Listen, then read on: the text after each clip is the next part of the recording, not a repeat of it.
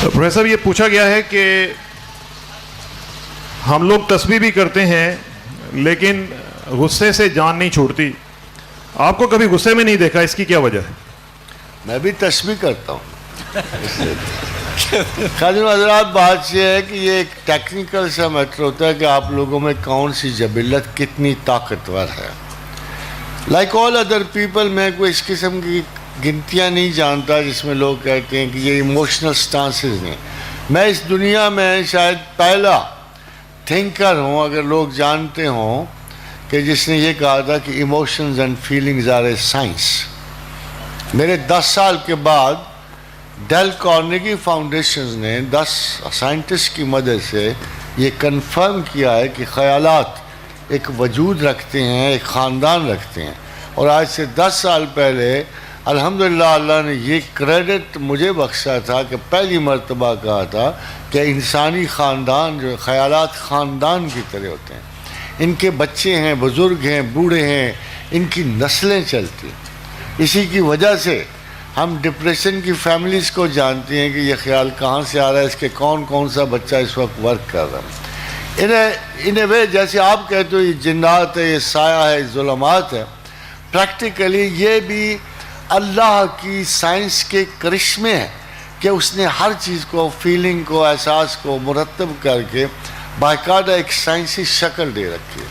ایسی چیز کا جس کو ہم نہیں جانتے ہوتے، ایسی فرسٹریشن کا جو ہمارے اندر سالوں سے موجود ہوتی ہے مگر ہم اینالائز نہیں کر پا رہے ہوتے ہیں.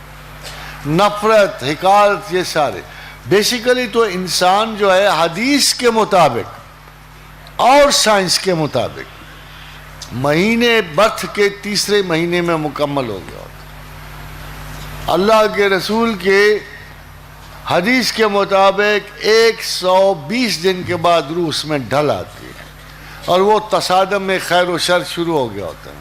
سائنٹیفکلی اسپیکنگ ابھی جو لیٹسٹ اور آخری ریسرچ آئی ہے وہ اس سے بالکل ملتی جلتی ہے کہ تیسرے اور چوتھے مہینے میں انسان 70% بن چکا ہوتا ہے جو اس نے مستقبل میں بننا ہوتا ہے.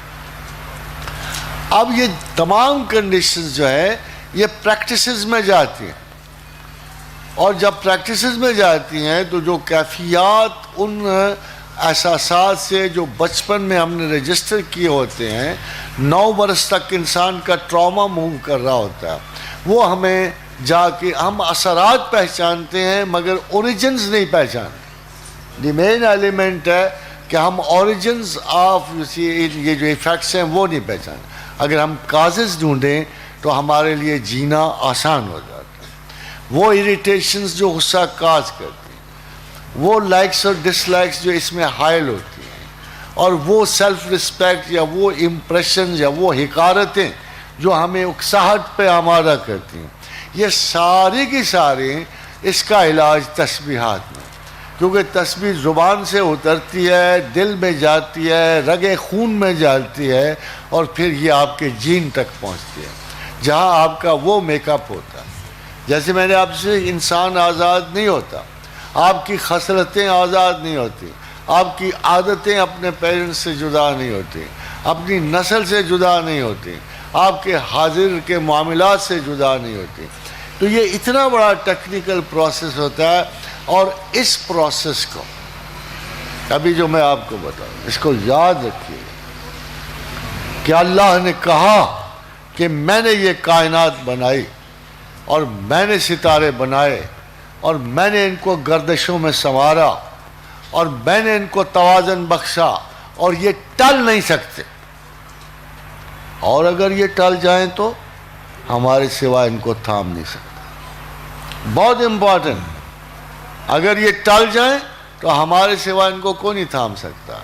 جس اللہ نے آپ کو بنایا ہے، اور اگر آپ کی تخلیق میں، آپ کے عناصر میں توازن رکھا ہے، اور اگر یہ توازن نہیں ہے، اگر آپ آسن تقویم نہیں ہو، اگر آپ کی خصلت اور عادت اور جبلت میں توازن نہیں ہے، پھر یاد رکھنا کہ اللہ کے سوا سے کوئی سیٹ نہیں کر سکتا. اس لیے یہ جو تسبیحات، یہ اذکار ہیں، یہ ہم اس لیے دیتے ہیں کہ وہ بگڑا ہوا توازن جو ہے آپ دوبارہ اس فسوہا کی حدود میں، اور نفس وما سوہا، تاکہ آپ کا نفس، آپ کی عادات، آپ کی اشکال دوبارہ اس توازن میں آ جائیں، اور اس کے لیے آپ کو کسی مکر و فریب کی ضرورت نہیں، کسی انداز جعلی کی ضرورت نہیں. آپ کو ایک نیچرل معتدل انسان کی شکل میں خدا دیکھنا چاہتا ہے، اور یہ صرف تسبیحات، اللہ کی یاد ہی آپ کو اس مرحلے تک لے جا سکتی ہے. یہی فائدہ ہے تسبیح.